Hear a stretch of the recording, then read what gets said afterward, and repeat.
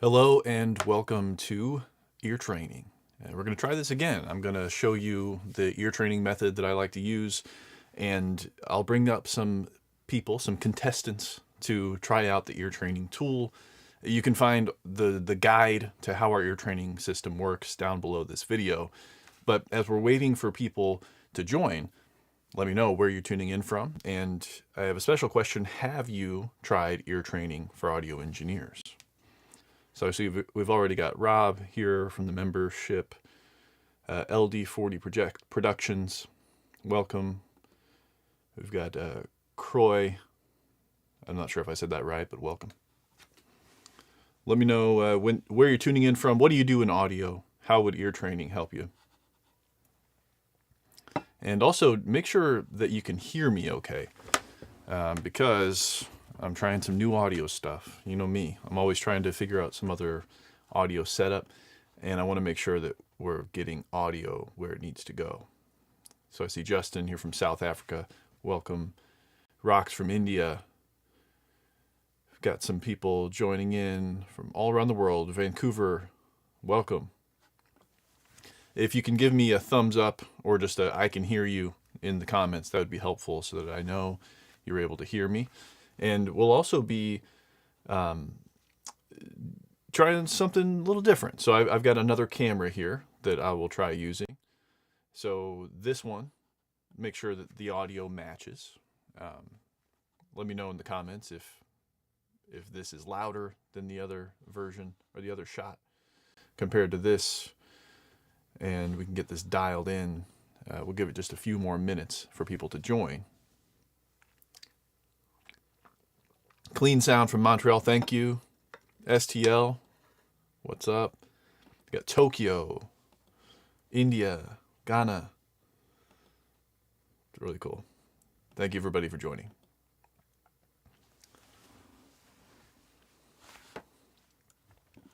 And then I'm also going to play some videos throughout the audio is quieter on the second cam. On this one. So I'm going to turn this up a little bit. Thank you, Anders, for chiming in there. Rob's in Thailand, nice. Malaysia. Yeah, so is this better? I made a little bit of an adjustment to cam 2. Hopefully this will work.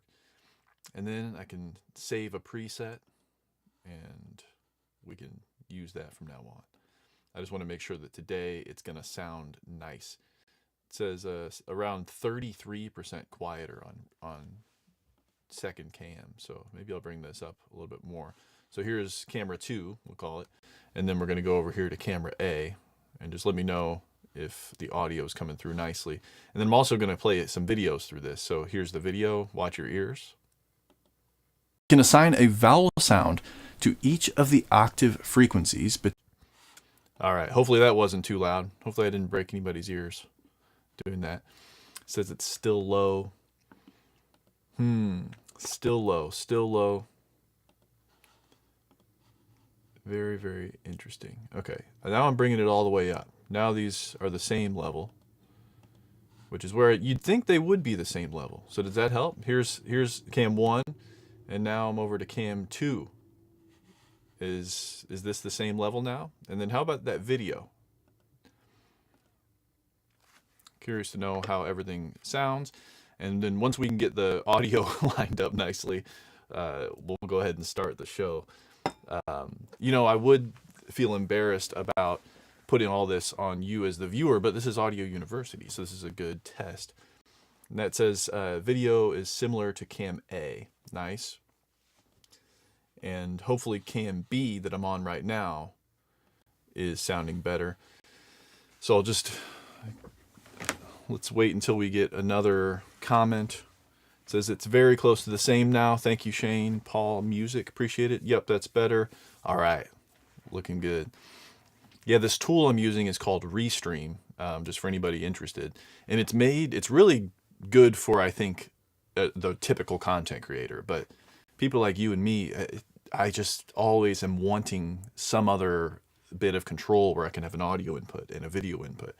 But unfortunately, I think they try to make it a little bit too simplified for creators who are in, cooking niches and stuff and don't really want to worry about the audio. But for us, it'd be nice if I had a tool that was really robust and customizable. But anyway, welcome everybody. So if you're unfamiliar with the ear training program that I have taught in some of my videos, it is one of the biggest pieces of information that I ever learned when I was trying to learn to mix music. In school, I studied in a college, a 4-year program on audio production, and the first 2 years, they taught me a lot about tools, EQ, compression, reverb, delay, automation, all these different things. They taught me a lot about techniques that I could use, and they taught me about the sorts of things that I teach you on Audio University videos, how things work, so that you understand how to fix problems when they come up. And that's super valuable information. But what I found is that learning the techniques and tools only got me so far because my ears were not catching up. They weren't keeping up with all of the things I was learning technically. So that changed when a new professor came to my school. It was his first year when I was a sophomore. And he brought with him this ear training method that you may have heard me talk about it. We've got the vowel sounds, we've got the haptic cues in the body for the low frequencies, and we've got this sibilance in the highs for the high frequencies. I'm going to talk to you about all of that here today. You can also download the ear training guide below and get that PDF guide for free. But we're going to get to that. When this new ear training system came with the new professor, it started to change how all of, including myself and all of my classmates, communicated about audio. Rather than saying things were warm or they were harsh, or, you know, all these words that we use that don't really mean anything in terms of audio, but in best case, they mean something depending on the situation. So you could say something sounds warm, and that could mean that it could mean a variety of things, as you know. You could say something sounds harsh, and that could mean 100 different things to 100 different people. What the ear training system did for me and my classmates is it allowed us to start speaking and communicating in objective terms. And that's really important because your EQ uses objective terms. There's no warm knob, there's no harsh knob, at least on most EQs. And what there is, though, is that there's a frequency knob. And so this ear training method I'm going to share with you today, that my professor shared with me back in the day, is going to help you create reference points so that you can hear a sound and say that, you know, that's got a little bit too much 500 hertz. And then you can reach for the EQ knob, tune it to 500 hertz, cut at that frequency, and you'll be pretty close, if not directly on. There are different levels to this. I'm going to show you sort of the beginner version. We're going to talk about mid frequencies, low frequencies, and high frequencies. And each of those will be at octave bands, as you'll see in a moment. But if you join the Audio University mixing and ear training program using the link below, you're going to join our ear training lab program, which will progressively train you to get even further than I could possibly train you to be today. If you take our first 15-week program, not only will you be able to hear plus 12 dB boosts in pink noise, like we're going to discuss today, we'll do some music today. But if you take our program, you're going to be able to listen to music and identify boosts or cuts at only 6 decibels at all of these frequencies from 63 hertz to 16 kilohertz. So if you're interested in learning more about the program we have, please check out the link below. If you're interested in just downloading the free ear training kit assets, you can scan this QR code, or again, there's a link down below for the ear training guide. And that's going to include the PDF of everything we talk about today and a free tool that I'll show you here in just a moment. Okay. So with all that said, let's go ahead and get into the class ear training. I like to start in the mids because that's where my teacher started with me. So let me play a quick clip of a video I made a few years ago that will really succinctly explain to you how we think about reference points for frequencies of 250 hertz, 500 hertz, 1 kilohertz, 2 kilohertz, and 4 kilohertz. Each of these can be can correspond to a vowel sound, as you'll hear in this video. So I'll be back in just a moment. You can assign a vowel sound to each of the octave frequencies between 250 hertz and 4 kilohertz. 250 hertz, U.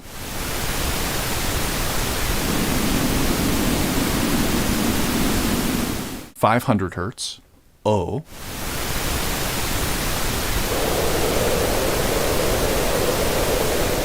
1 kilohertz, A.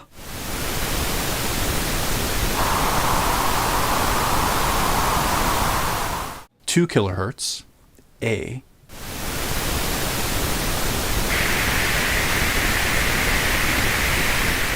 4 kilohertz, E.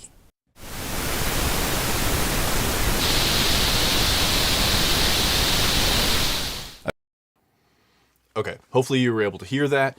The video on my end sounded a little hot. So let me know if that is coming in too loud, and I can make sure to turn down the next clip when I play it. But hopefully everybody is understanding what I was trying to explain there. Let me know in the comments if you understand the vowel sound method. You maybe have even heard it before in one of my videos. Let me show you a different way of learning this. So over here, this is the back end. This is the members only area of the Audio University membership. And if I go over here to ear training, and then I open up the pro version, there is a free version available if you sign up using the link below. But the pro version will allow us to customize what we're training with. So right now I've got pink noise here. If I play it, it'll just be flat. Okay. And hopefully that's not too loud. Let me know if it is. And what I'm going to do here first is dial in to the mid frequencies. Okay, 250 hertz to 4 kilohertz. Now again, this is available to pro members only. If you're a member, you not only get access to this, but you get access to our course library. With Mixing Essentials course, there's over 12 hours of content there taught by a real university professor. And we've got the ear training course taught by me. So if you're interested in that, you can join the membership. If you just wanted that free version, though, there is one available to you. It looks like this. And it'll walk you through the mid-range, the highs, and the lows. Again, you can download that for free at audiouniversityonline.com/ear training guide. But for now, I'm going to open up the customizable version that's only available to premium members so that we can listen to this. I'm going to play pink noise here for a moment.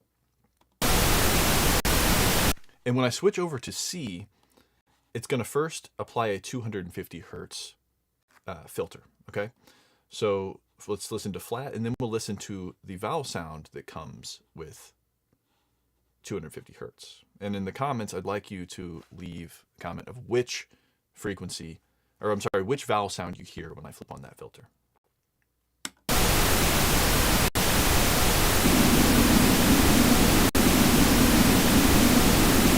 Here's flat again. Flat again.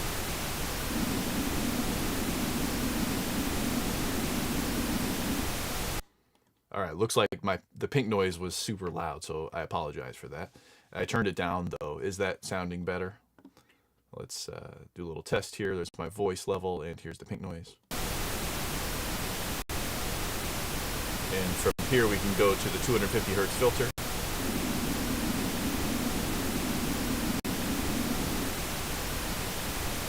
Nice. All right, I'm seeing some comments here, and most of them are correct. Most people are saying they're hearing the ooh sound. That's correct. So next, let's go over to the 500 hertz and let me know what vowel sound you hear then. So I'll flip this here. First, we're going to start with dry, and then I'll flip over to C so that we can hear. So here's flat. And here's 500 hertz.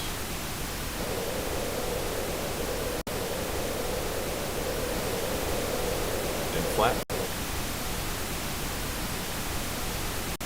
500 hertz. Okay, What vowel sound do you hear there? Again, I have a PDF guide. If you've forgotten what I showed you in that clip, you can download it. It's got the vowel sounds for each of these octave frequencies. I do see rocks coming in with the correct answer. 500 hertz corresponds to O. Let's hear that again, just in case you had trouble hearing it. So here's flat. O. Right? So you may be thinking, okay, this is pink noise. We mix music. Stand by, because we're going to bring in some music later. I just want to make sure everybody's coming into this at the same level with a basic understanding of how the ear training system works. Let's do the same thing over here with 1K. So we'll quickly move through these last frequencies. Here's flat and 1K. Flat. 1K. Okay, which vowel sound did you hear with 1 kilohertz? In the comments, let me know here. Everybody seemed to get that last one right. Well done.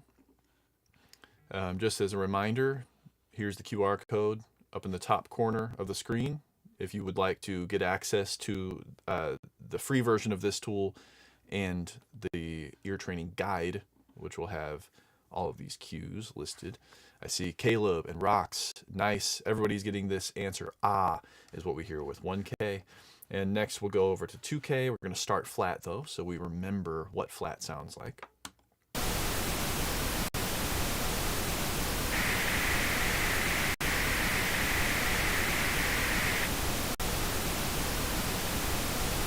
And what are we hearing here? Here's flat and then 2K.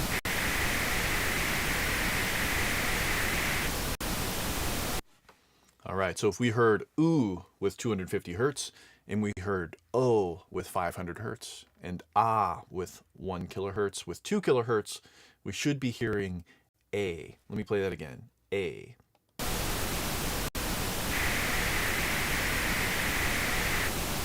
And I see a lot of people are saying E, and there's a good reason for that. Now, first, let me show you what a true E to me sounds like, which is 4 kilohertz. So I'll start with flat, and then I'll go over to 4 kilohertz. And when we compare that to 2 kilohertz,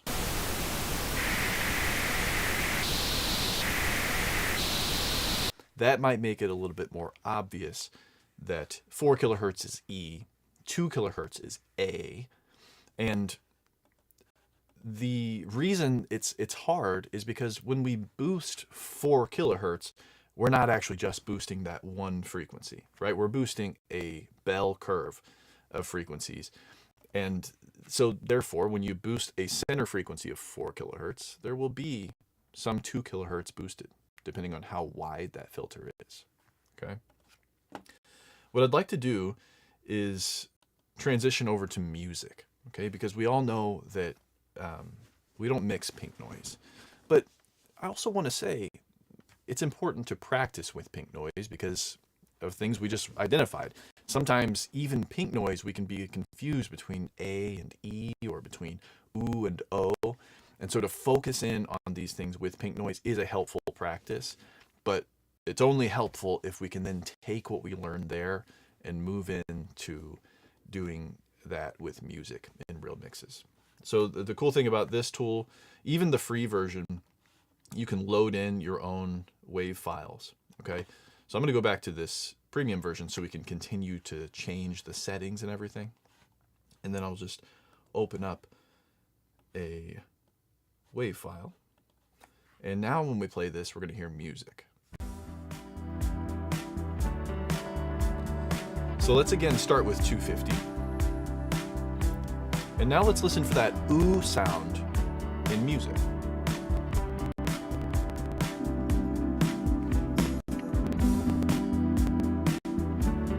And without the filter. And with 250.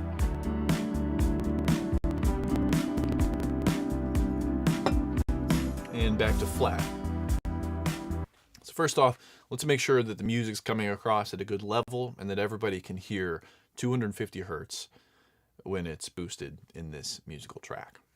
For me, I hear the ooh, but I want you to also ask yourself, where do you hear the ooh? As in, which instruments contain that 250 hertz energy? Okay, so let me play it again and think to yourself, where am I hearing this? Here's flat and 250 hertz. Let's listen to the snare a little bit here.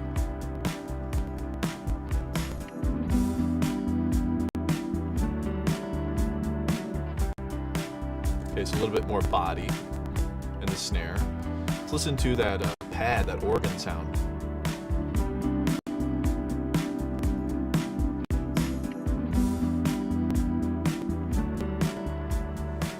Okay, it looks like we're getting some crackling sound. So let me take all of the levels down just a little bit so we're not overdriving things into here. So I'll take this level down a little bit. Hopefully that's not too quiet now. And I'm assuming you were hearing crackling on my voice too, so I took everything down. But let me just make sure I'm not clipping anywhere. Okay, so let's play this music. No, doesn't look like we're clipping. Okay. Yeah, everybody is saying it's distorting though, so please, I've made the change now. If you hear the distortion again, please say you're hearing distortion after the change, okay? Somebody said that they think it might be YouTube compression, which is definitely a possibility. Over here on my end, I'm monitoring things directly in my my headphones, but a lot can happen between me, the internet, and you. So that's why I'd encourage you to download this, download the ear training guide and get access to the ear training lab with the link below so that you can use the files directly on your computer, okay?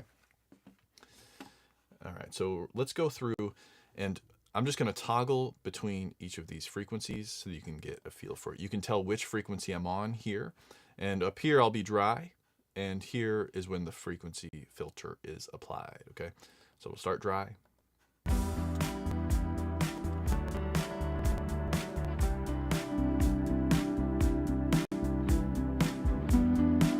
Back to dry, we're going to go to 500 hertz next.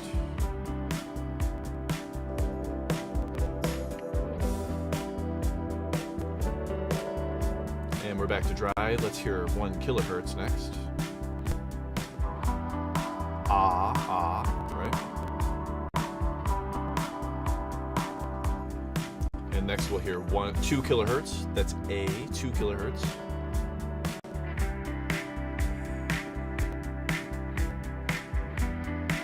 And we're dry again, and let's hear 4 kilohertz, which will be E.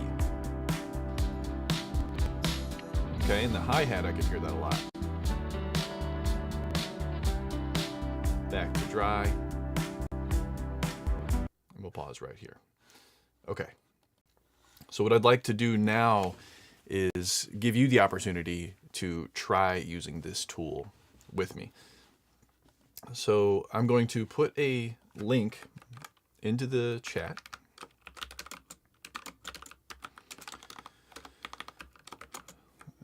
All right, so I will put that into the chat for YouTube. It looks like this. You will not be able to click this link, but if you go find this comment down in the chat below, you'll be able to click it and join me up here on screen, and then we can put your ears to the test. I'm so excited about this whole concept that we finally have found a way to integrate a training system with this ear training method. This, like I said, for me was a huge deal back in college, and I think this will be really big for our members. All of our members instantly got access to this. It was just the Mixing Essentials course and the live coaching before, and then we said, hey, members, you get to keep the same price. Now you have this ear training program. And if you want to join and become a member, you can get access to the mixing and ear training program that we offer at Audio University. While I'm waiting for some people to join us, let me show you what that looks like. Okay, so if I go over here to the membership area, as a free member, you can just go to audiouniversityonline.com/free, and you'll become a member of this Audio University section right here. So you get access to the free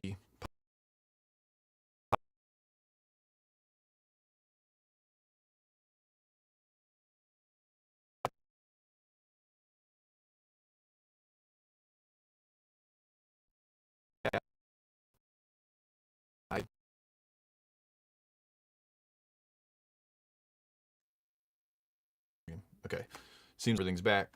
I was saying that as a free member, you also get access to the resources library, which includes the acoustic panel blueprint, audio university exam, cables and connectors guide, all of these guides that you've heard me talk about in my videos, including the ear training lab and the ear training guide.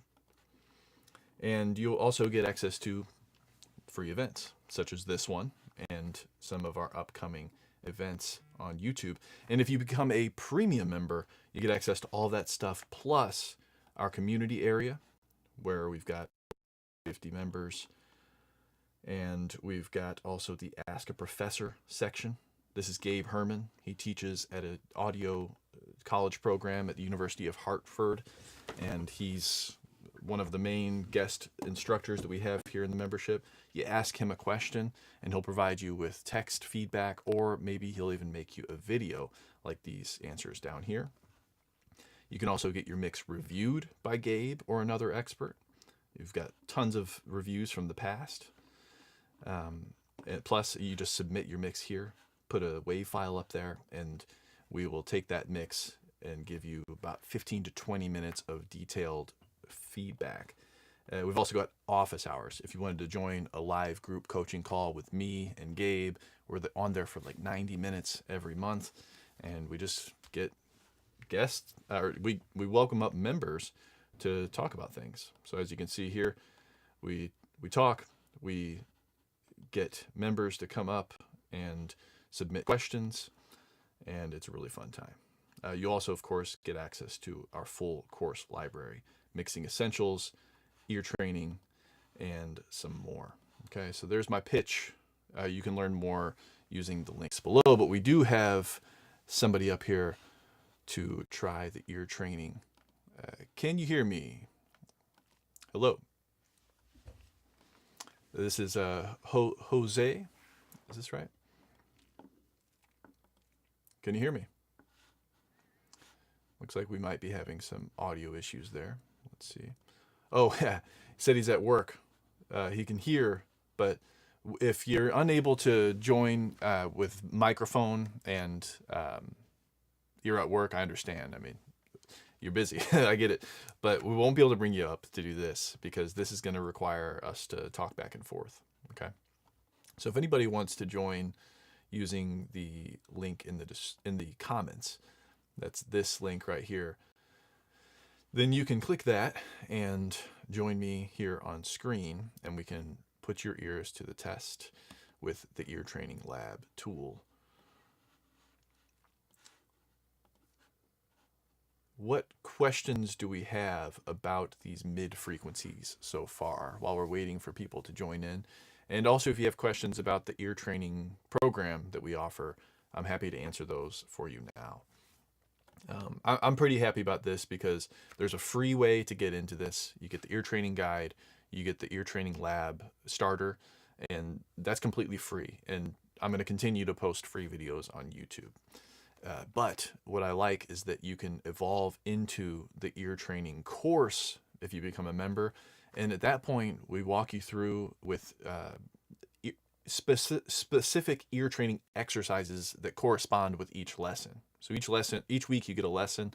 I teach you a concept in ear training, and then that week you're assigned to do some work in the ear training lab with automatic exercises that are designed to train your ears on that specific content. And then we'll move on to lesson 2, lesson 3, lesson 4. I mean, I've got it right here if you'd like to see what it looks like. So this is lesson 1. It's the intro to the formants and matching. You click this ear training lab and go to week 1. So we'd open this up, we'd go to week 1, we'd select which task we want, and we'd load the task. And then there, it's going to train us on what we learned in week 1. And as you can see, that continues for week 2 all the way to week 15. And as you're learning to train your ears like that, you can also be doing work in the Mixing Essentials course. Okay, cool. We've got somebody joining us here. Oh, well, there we go. Yeah. Hey, can you hear me? Burye, how do you say your name? Burjay? Burjay, nice to meet you. Have you tried the ear training method before? No, I haven't. Nice. All right. Well, let's put this to the test. Have you been watching though today, and you've seen with these vowel sounds, 250 hertz, 500, all the way to 4K? Yeah. Yeah, I have. Nice. Okay. Do you think you are ready to try it with music, or do you want to try it with pink noise first? Burjay. What? Say that again, please. Burjay. Oh yeah, yeah. Burjay, do you want to try it with music first, or do you want to try it with pink noise first?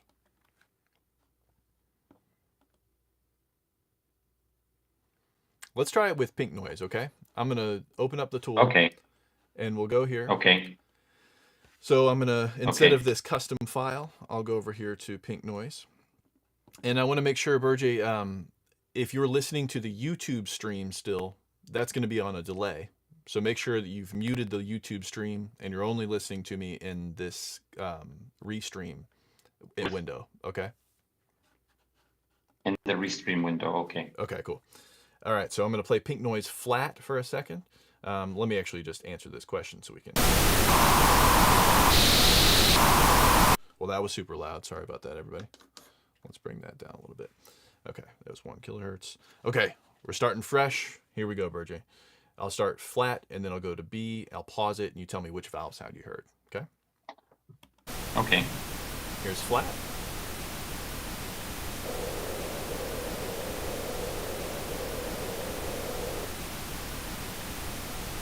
All right, do you think you know it? Or would you like to hear it again?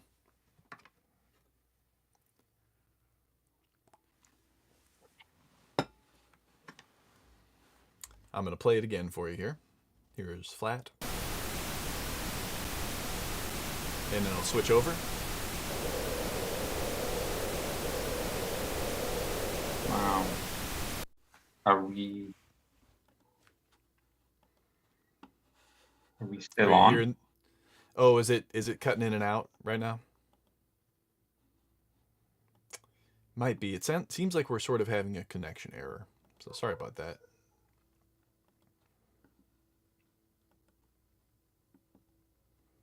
Okay. Well, in order to do some troubleshooting, I want to make sure, Burjay, that it's not on your end, and that let's bring somebody else up. And if it works for them, it might have something to do with your internet connection. But if we're still having a problem, it might have something to do with my internet connection, and this might not work very well. So let me see if I can bring up Nishant. Can you hear me? Hello.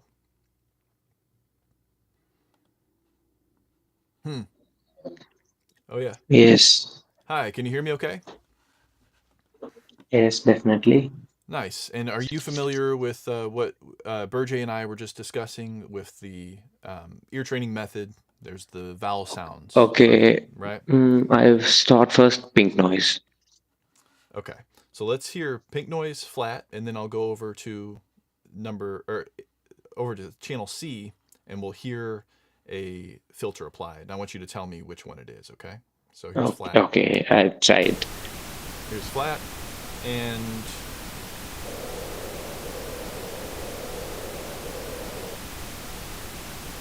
one more time for you On, here. yes, one more time.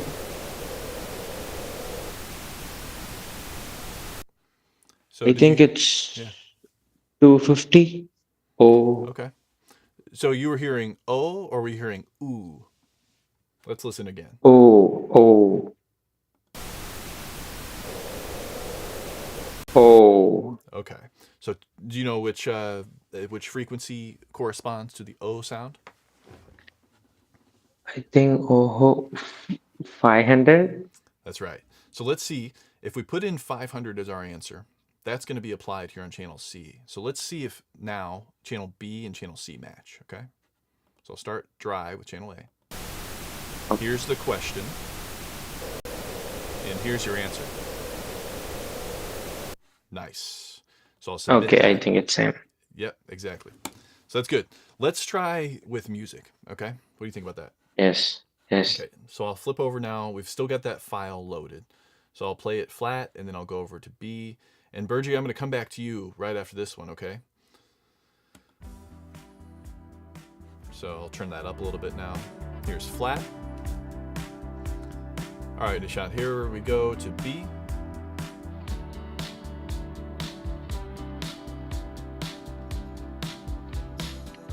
And back to flat. Please increase your volume, Yes, I can. the music volume, little bit. Is that a little bit better? Better. Thank you. Now here we One more time. One more time.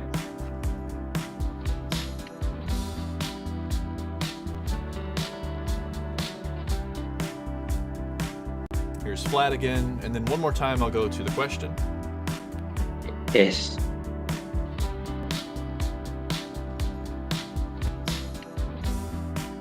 Okay.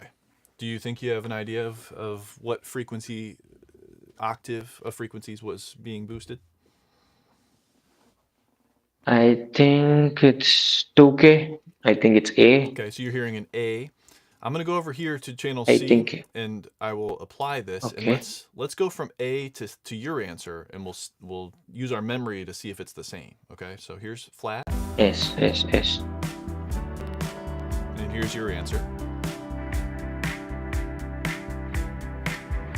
Here's flat again. No, no. Okay, Yes. you want to change it to I think 1K. 1K. Okay, let's listen to that one. Yes. Okay. So here's flat.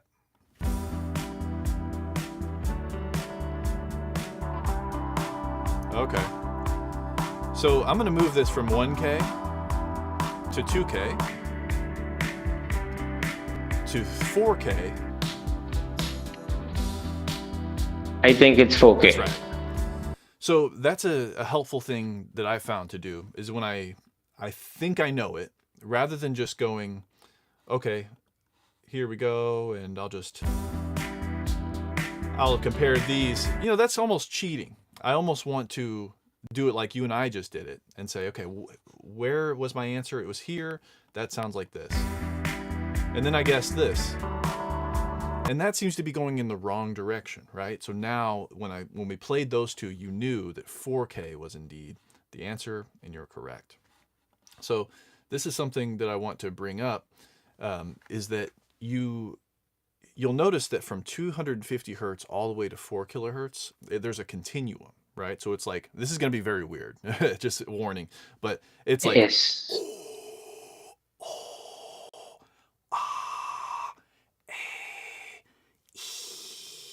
and if you put those together, you could do, right?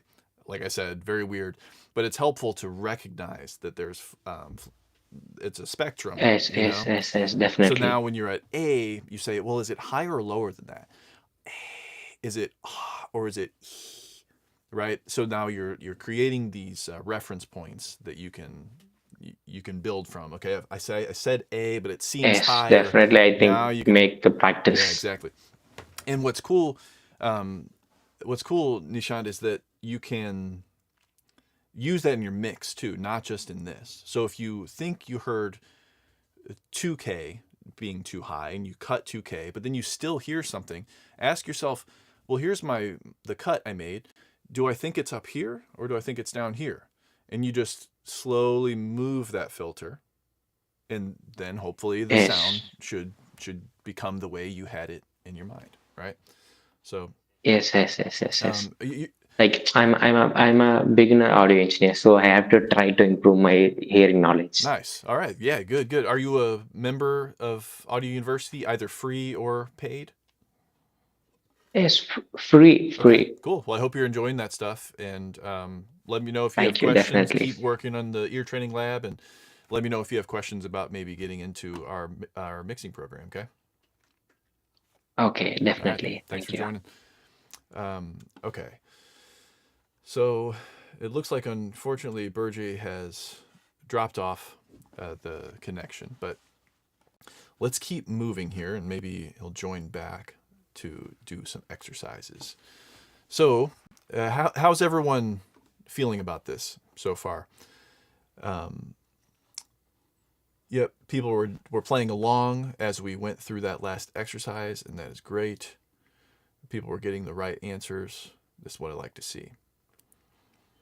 One person even said 300/400, and that brings me to an important point, which is in the beginning we start with these octave bands. An octave we know is a doubling of frequency, and that's where we're at. The ear training guide is about octave bands. Again, you can download that using the QR code. So we have 63 to 125. That's a doubling. Well, kind of. And 125 to 250, 250 to 500, 500 to 1K, to 2K, to 4K. These are octaves. But as we see here in this comment, there are frequencies between 250 hertz and 500 hertz.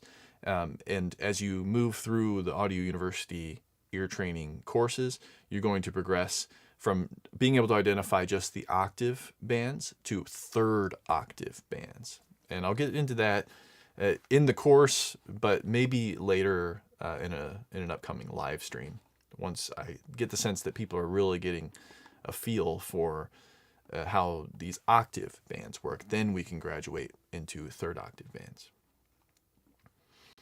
All right. Fewer people this time are wanting to join us to test their ears on screen. So hopefully I didn't scare people last time. But again, if you would like to join us here and try the ear training tool, you can find that link that I put down in the comments below. You click that and I'll be able to bring you up here and we can talk. You can even ask questions if you didn't want to take the test on the world stage on this live stream. You can also just ask questions. Okay, here is a question, by the way. It says, so this is about guessing the frequency within the octave bands. At this level, yes, it is. We start with the octave bands of 250 hertz, 500 hertz, 1K, 2K, 4K. But then over time, we evolve into the third octave bands, as I was just saying. And actually, Lex just joined us. Can you hear me okay? Hello. Hey, are you able to hear me? Okay. Well, I'll keep answering your question, but when you get your microphone set up, we can talk back and forth here. So yeah, the octave bands, let's say between 500 hertz and 1 kilohertz. So we know that's O and it's Ah. Well, the third octave bands between that, 600 hertz and 800 hertz, we like to think of them in terms of like 1 part this, 2 parts that. Okay. So if it's 600 hertz, then you're going to hear 2 parts O to 1 part Ah. It's not a oh, but it's more of a little bit of ah in there. And then if there were more ah than O, then we're looking at probably 800 hertz. So that would not be ah, but it would be more like ah. Got it. Can you hear me? O mixed in there. Yeah, I can. Does that make sense as I'm explaining that to you? Yeah, sorry. I was like, it's because I have an external monitor, and I had to just open up the MacBook. Oh, okay. Were you hearing the explanation of the third octaves that I was just giving, though? A little bit, yeah. Can you Okay. repeat it? Yeah, like to be honest, I wouldn't recommend jumping straight into that, but it is helpful to know that, like, yeah, the ear training program doesn't just stop at octave frequencies. Like, so we get you through octave frequencies so that your ear and your brain knows that ah is ah and O is O. And so we know that 1 kilohertz is ah, 500 hertz is O. But to hear in between those, you sort of do what I was just talking about with the previous guest, which is like what if it's a little bit of ah and a little bit of o? So instead of ah, it's like ah, it's like Mm, aw. You know what I mean? And mm. that's where we get into those frequencies in between. But the way that my teacher taught me is the way that I do it in the membership for our students, which is we learn the octave frequencies really well, and then we start testing certain areas. Like we'll do the mid range again, but this time there's third octave frequencies. So you're not just looking at 250 hertz, 500 hertz, 1K. You're looking at 200, 300, 400, 500, 600, 800, 1K, 1.2, 1.6, etc. Right? So they pretty much all like like you split them into three sections Yep. for each. And that makes it so that like if you've got the two extremes, 500 and 1 kilohertz, then you'll have thirds, and then you can say, okay, I know it's not one of these two extremes, but is it closer to 500 or is it closer to 1K? And that'll help you determine if it's closer to 600 or closer to 800. Does that make sense? Yeah. Yeah. You really just like dial it down into like Yep. like even a smaller section. I mean, to be able to hear that with the ears is that's pretty nasty. That's pretty good. Dude, but I'm telling you that like in just 3 semesters back in school, I was able to do that. And it was crazy because it's not just peaks at 12 dB like we're talking about here. We were doing like plus 3 dB peaks or minus 3 dB or minus 6. Sometimes there was like, all right, there's more than one filter. Now we've got a peak at 4K and a cut at 250. And you've just got to put in the right answer, you know? And Dang. that would sound really intimidating, but coming from somebody who went through that course, it works, man. So, but again, it took like 2.5 years to get there. And I think that even being able to do the octave frequencies is itself pretty powerful, you know? So do you want to test your ears on this and see how you do I'm with down. the mid-range? Okay. So let me go down here again. And we're going to stick with the music on this one, okay? Okay. And we'll do this in the mid-range. So I'll play flat, and then we'll go to B, which is going to be the question, and then we'll go to C, which will be your answer, okay? So here we Okay, go. and what's flat? Flat is like the Flat whole thing? is unaffected. Yep, that's just Okay. the music file as it is, and we try to get some reference tracks that we know really well, and you can load your own reference tracks into this tool if you decide to sign up. That way you know what flat sounds like, and then you can hear the differences, and that's really Okay. where the training is. Okay, Got it. Okay. so here we go. Here's flat or dry, and I'm going to apply that filter.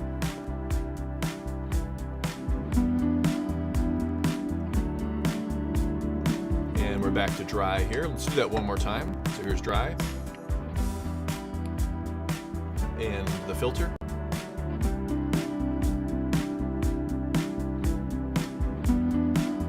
Back to dry. Okay, if you're watching this, leave a comment with what you think is the answer. But Lex, what do you think? I think it's between 250 and 500. Okay. So let me go over here before putting in an answer. Let's just go to the filters and we'll toggle back and forth between the two. Okay. Okay. So let's experiment. Here's 500 boosted. And here's 250 boosted. It's 250. Here's flat again. All right, 250. Is that your final answer? Yeah, I'll just put it at 250. Yeah. Nice. Yeah. Okay. So let's try this a little bit different way. Okay.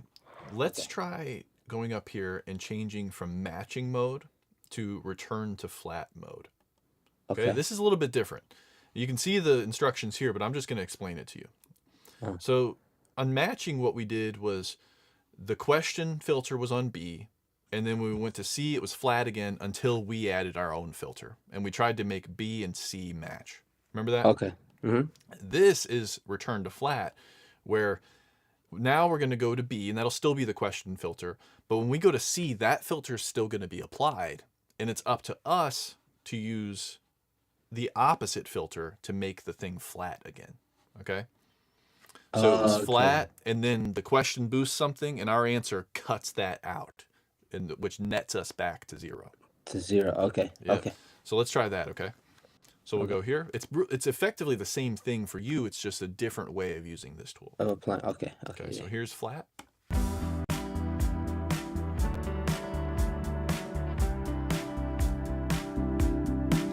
Here's the filter, and then over here, it's still there. We've got to apply an opposite. So I think it's 250 again. And when Yeah. I do that, now A and C match. Gotcha. Okay. Yeah. Okay, let's try it with you, okay, Lex? Here we go.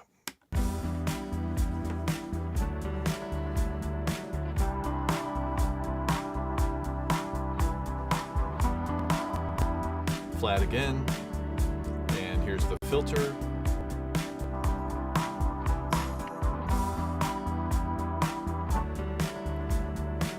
Okay, what do you think? Go 500. You want to hear it again? Oh, you said 500? Yeah, go 500. Let me see. Okay. So now what's interesting is C is at first going to be the affected sound. And then when I put 500 in, it's either going to be the right answer, which will return us to flat, or if it's not the right answer, then we're still going to have that boost from the question, but you're going to also be additionally adding in a cut at 500. Listen to this, okay? Okay. Okay. So here, listen. So here's the boost, and then if we cut at 500, Oh, okay. So it's a 1K. See what I'm It's a saying? 1K. Yeah, it's 1K. Nice. And that's really good because you heard when I cut at 500, it almost made the even more obvious. Don't you Yeah, think? I could. Yeah, yeah. And it was between 5 or 1, but I was like, 1 might be too high. I think that's where Yeah. this training really like to be able to like really understand where that split happens is it's good. Yes. Let me play this again just for those at home wanting to watch this. So I'll play this again. Here's flat. Here's the question. And now if I go to 1K, it takes it right back down to flat, right? Okay. So yeah, I mean, you're exactly right. Like, you really need to do repetitions of this, even at this pretty easy level. Like, it's 12 decibels. That's a lot. But the thing is, like you said, 501K, before you really get used to it, they almost sound the same. Like, I can hear some O and the and I can hear some and the O, you know? But that's what this free version of the app is for. So that master the mid-range will take you through the 500 through 4K, and then that you'll be able to graduate into the 8K through 16K, and then you'll be able to get into the lows as well, which I'm going to talk about here in just a moment. But are you a member? Have you signed up yet? No, I don't know. I think I just found this channel like not long ago, and I just remember like on the website, like on this thing that you have going on. Yep. Yeah. So if you want to go to, you can get the ear training lab right here. So there's a QR code. That's also in the description below.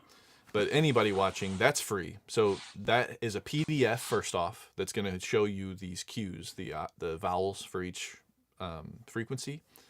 And then you'll also have a link to the free training tool that I just showed you.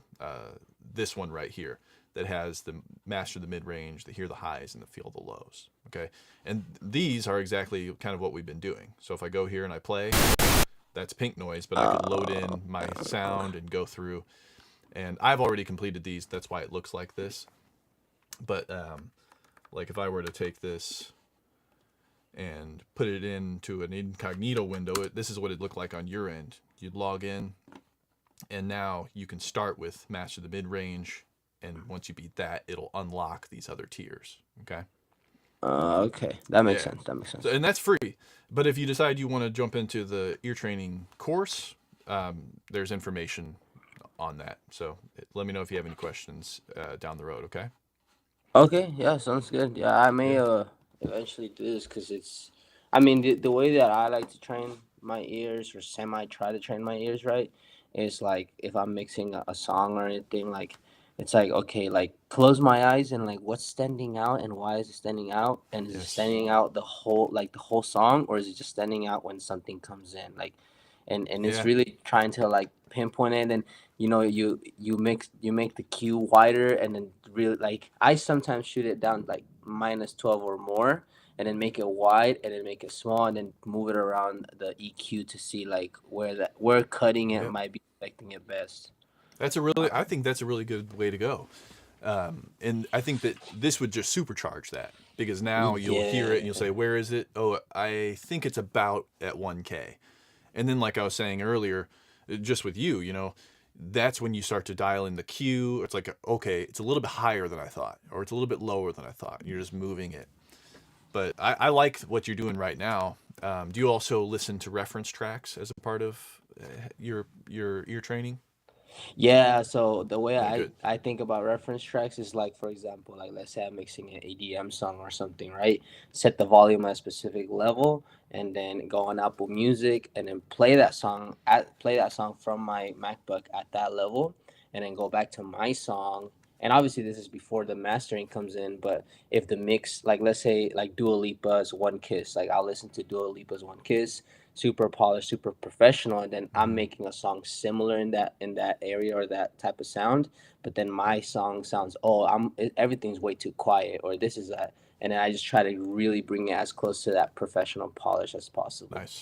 Nice. That's awesome. And even having songs that are in a different genres, like you're saying, if you're making a song in this genre, and you've got that reference track, like the Dua Lipa track that's in that genre, right? But then you can take that and you can like play it on a system that you're new to. Because if you know really well how that song sounds on your system or on your headphones, then you can go to a different system and play that song and kind of get a feel for how that system's different than yours. You know what I mean?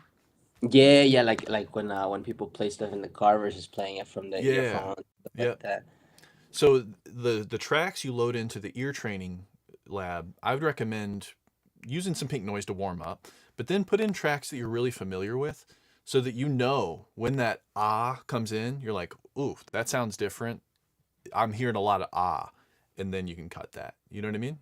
Yeah, and then so you keep saying and o. Is like higher end, o is like deeper, or backwards. No, I'm talking about the and o here in the mid range. So let me go back to this and I'll demonstrate it. So if I go to just pink noise and I just play it flat, and then I'll boost O, which is 500 hertz, and then I'll boost which is 1 kilohertz. Listen to the vowel sound that comes out when I boost these two. So here's flat. Whoops. Sorry, we're in return to flat mode still. Let me put us back in matching. Okay. So here's flat. And listen for the O. See what I'm saying? And then listen for the here. Yeah. Okay. Sorry. We weren't on the same page because that's really the magic of this whole thing is that each of those frequencies corresponds to a different vowel sound. So, I mean, I'd recommend it's free. You just type in your email and we'll email you the PDF that shows that. It's like oo at 250, O at 500, at 1 kilohertz, A at 2 kilohertz, and E at 4 kilohertz. And that's how you'll get the link to that tool as well. Is there a reason that it's like that, or that's just how like sound comes out based on those frequencies? Yeah, I think it's just how we hear. I'm not sure. It's called a formant. So like obviously you can sing like a note that's let me explain this. Like I can sing ooh at 1 kilohertz, you know, like I can be like ooh, you know what I mean? It's still an ooh, but it's a higher pitch. So it's a little bit complicated, but what we're really looking at is sort of like there's the fundamental of the note, but then there's the formant, right? And it's kind of like I can sing the same note with each of these. I can be like ooh, oh, a, e. You know, why did I choose such a high note? Yeah, no, like Way out of my range. Kind of up there, dang. Yeah. Woo. No auto tune on this. You almost hit it though. I mean, Thanks, I appreciate that. Almost. But you see what I'm saying? You can do each of these vowel sounds at different pitches, and I don't want you to think that like, when I hear that's you know what I mean? It's frequency. Yeah. It's a little bit complicated because the easiest way I think I can explain it is that when you talk or when any sound happens, you're hearing more than just one frequency, right? Not Correct. only are you hearing the fundamental, but you're hearing harmonics. And depending on the formant created with your mouth, you can change those harmonics. So I can say a word like "oi,"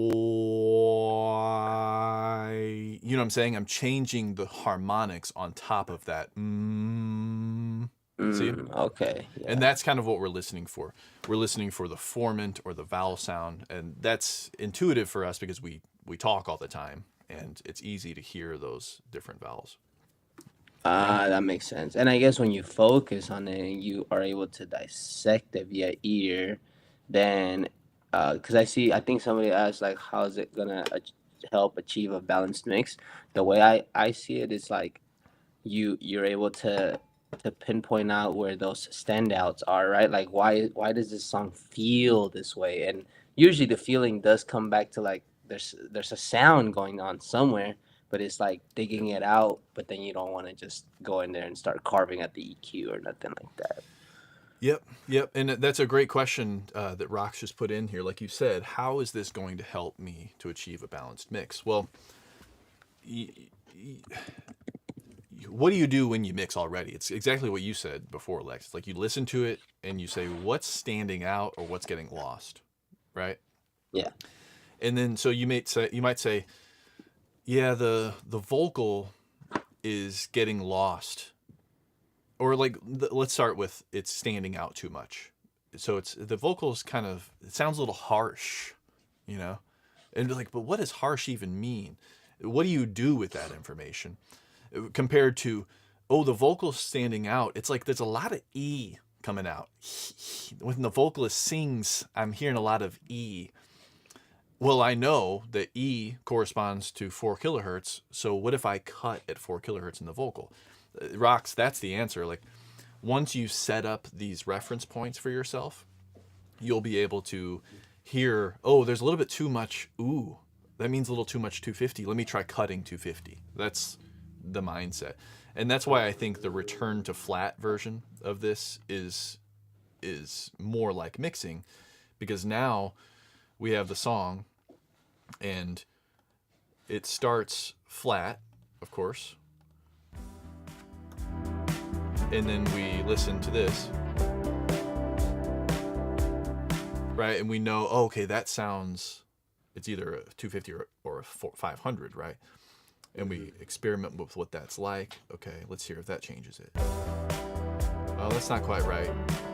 Oh, okay, that's right. And what we're doing is we're conditioning our ability to hear what O sounds like and what Ah sounds like. And then it'll just become second nature. To answer the question, Rox, like when you're in a mixing situation, you're just going to start hearing these vowel sounds. Yeah. So hopefully that helps. It is a little bit, that's a common question, is like, well, this is just pink noise. Like, how is this going to help? Or this is just music with boots and cuts, and how's this going to help? But in reality, like, everything you do with audio builds your skills. We know that, right? Just practicing, just playing around with an EQ, just giving your brain more data points. It helps, right? And so when you do this, it's the same thing. It'll give your brain more data points so that you can, it eventually becomes a second nature thing. So good questions, Lex, by the way, and thank you for coming up, joining us. Yeah, no, thank you for having me. This is yeah, I watched your channel. Like I said, I found it a few months ago, and it's super insightful info.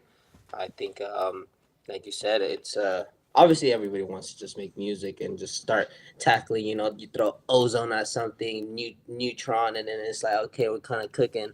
But I feel like the ears are the superpower behind, like, actually being able to, like, dissect everything else from there. Just kind of becomes a knowing how to use the tool and putting everything together. So I appreciate all the info and even this. I'm definitely gonna join the thingy, and then hopefully when next time that maybe you have one of these or something, I'll be a little bit more trained, because I thought I was gonna be a little bit better than Mike. No, you did well. I don't know what you're talking about. But yeah, sign up for the free thing at least. And then if you decide that you want to graduate into the mixing and ear training program, I think that'd be super helpful for you too. But I want to make sure that I always offer some bit of free, because that's what we've been since the beginning. It's free YouTube videos, and want to continue that tradition. But I also want to be able to help people in the next stage. And sometimes that requires investing money in like my instructors that help me, like Gabe Herman, and being able to offer more than I could offer for free. So stick with it and let me know if you have questions. All right, Lex? Sounds good. Yeah, thank you so See you, much. man. Have a Thank good you. one. Yeah, you too. Okay, so I've got Burra coming up here. Can you hear me okay? Check 1, 2. You got me? All right. While we're waiting for others to join, as a reminder, you can use the link that's in the comments. I pasted a link in the comments. You can click that and join us up here. I want to show you now how we would go about hearing things outside of the mid frequencies. So again, we know that those vowel sounds correspond to the mid frequencies. We've been talking about that for over an hour. Let's move into the high frequencies. What about frequencies above 4 kilohertz? Well, those aren't going to be vowel sounds, but there is a cue for those, as you'll see in a moment. Let's check out this clip, and I'll be back in a sec. Frequencies above 4 kilohertz, you can listen for sibilance. Sibilance is the hissing quality often used to describe the S sound. To identify 8 kilohertz and 16 kilohertz, we're going to listen for the distinct character of the sibilance. 8 kilohertz is a pure S sound, while 16 kilohertz is a bit sharper, like an S mixed with a T. Tss.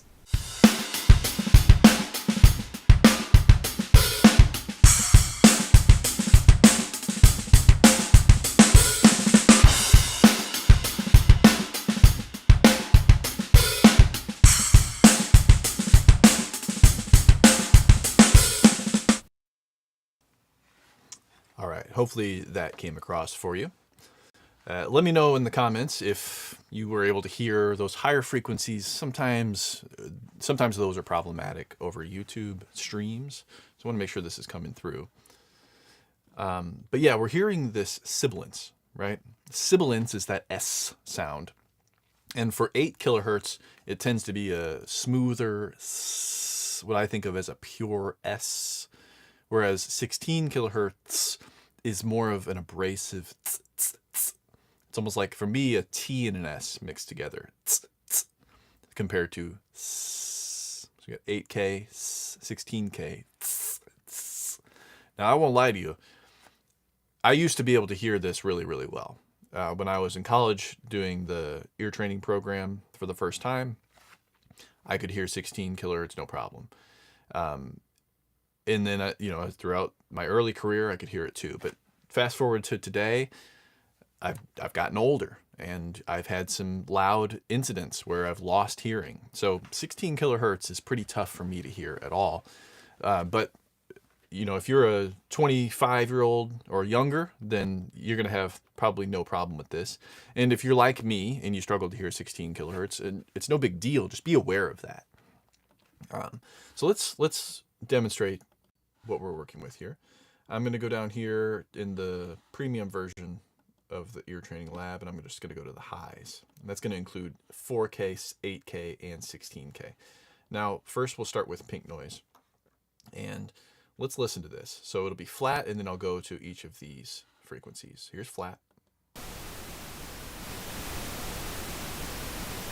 Here's 4K.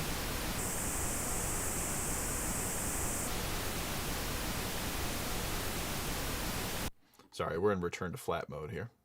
I was going to say, that didn't sound like 4K to me. Okay, so now here's flat. And here's 4K.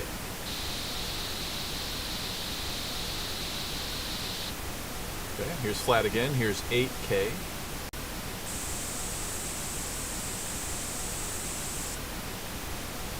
And 16K. Okay, now you may be asking yourself, well, what's going on here? I can't hear 16K. How did I hear a change when Kyle put in the 16K filter. And remember, that's because we're working with Bell filters. It's not just 16K that's being boosted. It's a Bell that's centered at 16K. So that includes frequencies all the way down into the range that you probably can still hear. If you can hear 16K, you can hear what I'm saying. That is very distinct from the that you hear with 8K. Okay, that's with pink noise. Let me try loading in a song here. So I'm going to put something in here that's got some. Actually, this might already have enough hi-hat in it for us to use. Because what you'll realize is that not all songs have a lot of 16K in them. You'll also notice that with the low frequencies. So I'm going to choose a song here that's got hi-hats, which is an instrument that often will contain a lot of energy at this range. So here's before. This is just flat, unaffected. And then we'll go to B.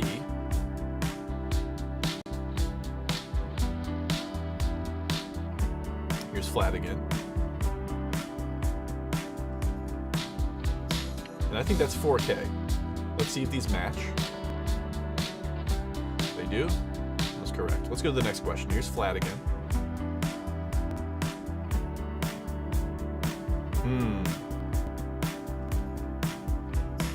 Before. After.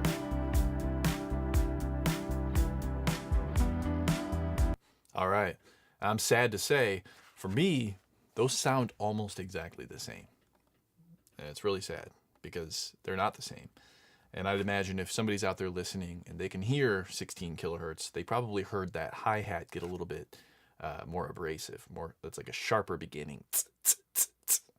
So I'm going to say, though, I know that I struggle to hear 16K these days. And so that actually gives me a hint that that is probably the answer. So I'll go over here. I hear a little bit of it. And there it is. It was plus 12 dB at 16K, which again, oof, that kills me that I can't hear that. But I did hear a Q, and that's how I am adapting, right? I know I can't hear 16K itself, but if I can hear a little bit of that, even if it's actually, I don't know, 12K or something, in this context, it gets me in the right ballpark. Okay. Let's see if we can get somebody up here. Vivi. Hey, can you hear me? Hey, Kyle. Do you hear me? Yeah, I can hear you. And you're a member, right? Yes. Okay. I Didn't am. know if it's the right Vivi. Nice to see you. Oh, yeah. So yes, nice to hear from you again. Yeah, I just realized actually I missed the invitation, but I just switched on YouTube and your live stream was the first one. Oh, All right. yeah. Nice. All right. Thank you. Yeah. Thank you, YouTube algorithm gods. I appreciate that. Yeah. Yes, yeah, for sure. I sort of keep an eye on your channel. So if there's anything, I try to Nice. stay up to date. I have two questions actually, and the second Okay. one might be slightly off course from our ear training discussion for today. I think the first one is I know, like many aspects of mixing, you've got to practice these things. I started a few months ago from absolute scratch. Maybe you remember, maybe you don't. So I taught myself how to listen to compression and EQ. Listening to EQ is a little easier because your ears can catch something changed. Now Yeah. I understand the language of what that something is, which is what we were discussing with the frequency range and how it corresponds to these sort of vowels that you were mentioning. Yeah.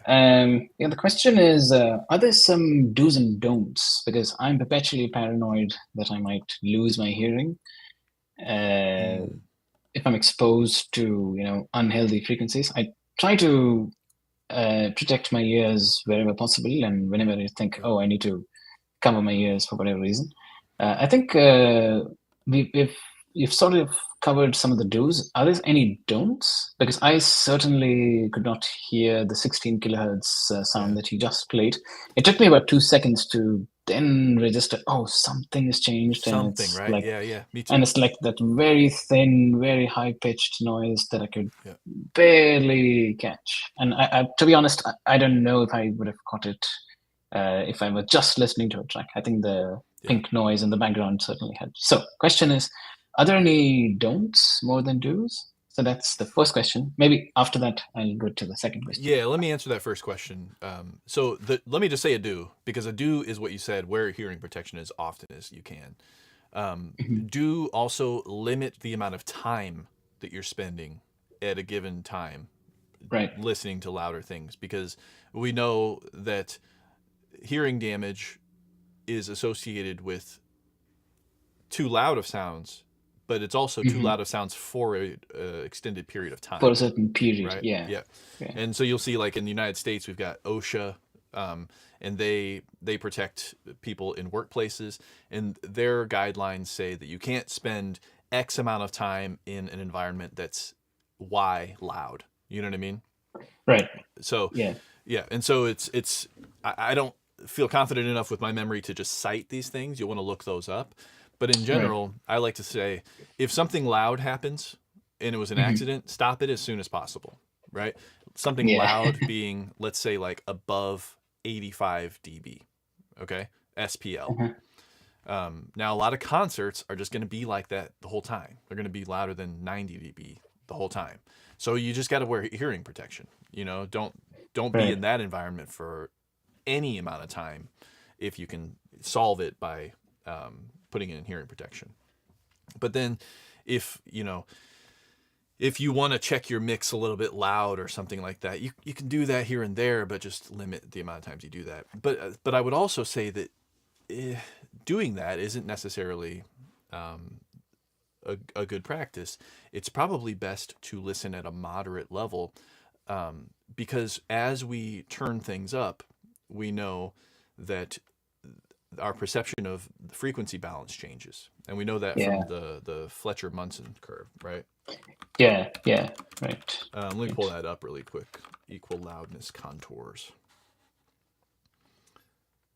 I think I can speak for Apple users. I'm not sure about Android, but in Apple, in the Health app, you can actually go and see your decibel levels, your hearing decibel levels, and you can sort of monitor, hey, across the last day, week, month, what was my average hearing? So in that, they provide a sound level classification chart, which is exposure limits derived from the World Health Organization. Nice, there you go. And it says, and like you were saying, 75 decibels, 127 hours in a 7-day period. Oh, so if so you it's go even over the course of days. That's interesting. Yeah. So it's a sort of a 3-dimensional number, if you will. Yes. So 75 decibels for 120. So in a 7-day period, if we keep 7 days as constant, 75 decibels for 127 hours. Anything beyond that is not good. 80 decibels is 40 hours. 90 decibels is 4 hours. 100 decibels is 24 minutes. Yeah. And 120 fast, decibels right? is 120 decibels is literally 14 seconds in a 7-day period. Yeah.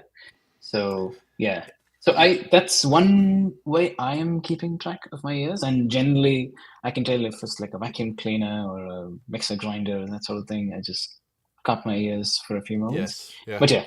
But any other tips, I guess? Yeah, well, I think this is a really good. So you said, what are the don'ts? And my don't would be, don't mix at high levels. And it's partly because of hearing damage, but it's also because of this comment right here that we just received. It says, golden mix tip, always mix at low volumes if you want to mix for many years to come. Yeah, you don't want to damage your ears. But it also says, one for our ears and also for better judgment. Music sounds good loud, but will fall apart at low volumes. And so what does that mean? We've always heard like louder, usually if someone has the same thing, but one is louder, they're going to say that the one that's louder sounds better, right? Right. And I think that goes hand in hand with this principle of the equal loudness contours. So you can see here that these are like reference levels, okay? 0 dB, 10 dB, 20 dB, 30 dB. So as this content gets turned up, this line starts to flatten out. Meaning that if there's imbalance in the mix, at a lower level, that's going to be accentuated. But at a higher level, even though it might be out of balance, if we're listening higher levels, the perceived balance is going to be more balanced, right? That's not really that well said. This is why I write scripts for my videos. Right. But you know what I'm saying? So if you're mixing at a high level, you may be fooling yourself into thinking that it's more balanced than it actually is. Right. So that would be my don't mix at high levels, because there's many reasons why, right? Right. And this sort of beautifully leads us to my second question, which is something that I'm asking myself now. So very quickly, I'm writing an album, 5 tracks, and I'm done with the writing part. So now, yes, there was some basic level of mixing even in the writing stage, but now I'm definitively in the mixing phase, so to speak. Nice. So now I'm asking questions to myself like, so I'm using the Focusrite A8i6 for reference. Cool. And imagine, so on that interface, 0 volume is at maybe 7 o'clock, just to give you a picture. So I am I go from maybe 7 o'clock or maybe 7:30 on the clock to maybe 9 o'clock. That's it. 9. And you're talking about the headphone output level or the monitor output level? The monitor, Okay. monitor and or headphone. Until now, for writing purposes, I was using my headphone, but for now, I guess starting now, I'll be using headphones. I'm using the VSX software, which emulates different studios, but I plan to keep my volume now, but it goes from 7 o'clock to maybe 9 o'clock. That's it. I'm also reading Bobby Ozinski's book, The Mixing Engineer's Handbook, and even they say, and all the experts say what you were saying, which is mix at low volumes. Yeah. Occasionally you can dial it up just to check a few things, but for a very brief period. So my question to you is, I think this is I'm weak here, but I think it has some relation to SPL, but I'll let you take on that. So question to you is, what is that good level? Is that 9 o'clock sort of good, or can I turn it up a little? Because I can sense that I start getting ear fatigue after a while. Mm-hmm. Maybe after 30 minutes, as like you were saying, the louder you listen, after a point, your ears get fatigued. Yeah. So what? Yeah, like level what is a that? good level? What is that good level? I think it Yeah. varies. I think in film, if I don't really work that much in post production, but I think that like 80 dB or something that comes to my mind. Yeah, I've read Right, 75 I've heard to that 80. before, Yeah. like with Dolby Atmos and things like that. But I think it probably depends on who you are. But I think that what's most important is that it's consistent and that it's not so loud that it's going to damage your ears. So if you can find a place where you know, like how your reference tracks sound, and you played at that level, and that seems like the right level, then over time it's like that. You're giving your brain data points. It's that same concept. Over time, you're going to know just from the beginning, okay, my monitors are set at whatever that nominal level is, you know? Mhm. Yeah. And then if I play it and it's quiet, well, then I need to increase the gain on something in this mix, probably everything. You know, like we saw these mix reviews in the membership a few weeks ago where the levels were really low. And I think, were you there for that event, by the way, Vivi? Probably not. Okay. So we had the live event where somebody brought in a mix and it was really low levels. And we were like, oh, so if you actually always set your monitor controller output to the same level, then you'll play a reference track that's mastered and everything, and it'll sound the right level. But then if you keep it there and you start mixing within that context, by the end of it, you'll be about the right level. What can happen is we've got low levels on our tracks, so we turn up our monitors, Right. you know, Right. and now when we're finished, all of our levels are really low. But if you keep the monitors at that same nominal level that you've set for yourself, then I think that will do it. Now, I know you were looking for a specific answer, but I think Mhm. just from my research, it sort of depends. You know, Right. what I would do is find a level that feels comfortable at the Comfortable. very Yeah. least, but then even more, maybe actually calibrate your system. And what that would look like is having like an SPL meter, Yeah. and you put that at your listening position, and then you play whether it's pink noise or a 1K tone, especially if you have different monitors, and you make sure those are the same. But where the knob goes, obviously, is Mhm. it's a function of your speaker's sensitivity and their volume knob, right? Right. I usually try Right. to aim to get it at some comfortable level on my interface. Mhm.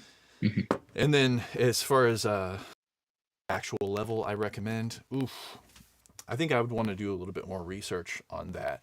But that's a really good question to put into the Ask a Professor section. Like if you wouldn't mind doing that Mhm. in the membership, Yeah. Yeah. Yeah. I'd Sure. be Sure. interested to.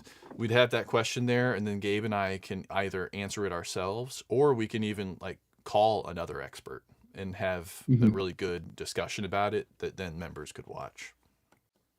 Right. Right. Yeah. So Somebody is mentioning in the comments that for $20 you can get some sort of SPL meter, yeah, which will probably help us yes, get this. Yeah. Yeah. exactly. Because I do think that it's doing it objectively is important because there's so much that goes into how loud something seems, right? Right. But an objective SPL reading is going to Mhm. be a lot more reliable because we've talked on the membership a lot about a very dynamic track Yeah. may register as not as loud, than Mhm. even though the true peaks are the same, or you know what I mean. It's Yeah.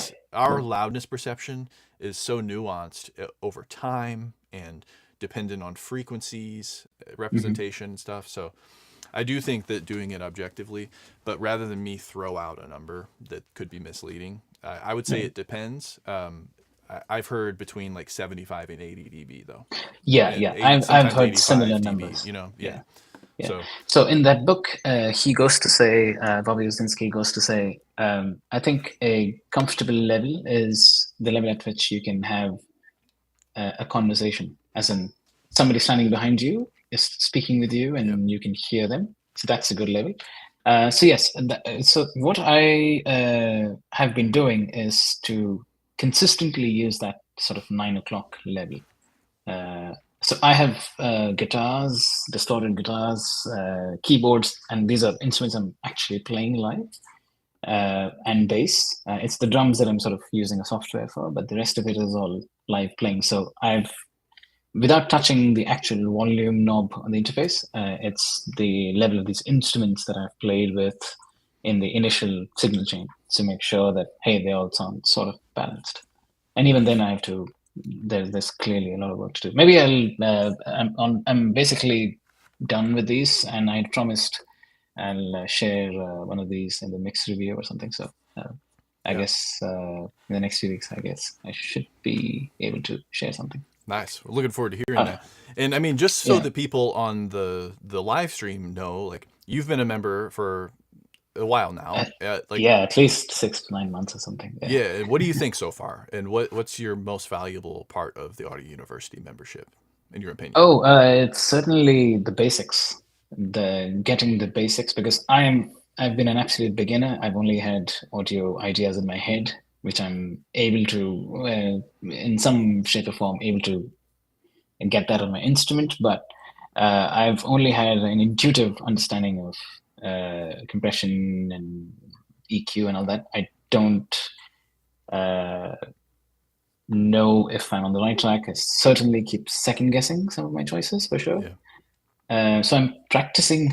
I'm teaching myself how to listen to compression. So I record something and I, let's say, play with the ratio, play with the threshold, and I'm playing multiple instruments. So things change a little bit depending on the instrument, depending on the dynamics on that instrument. So I'm teaching myself these things. EQ is a little easier to, at least, I'm trying to not fall in the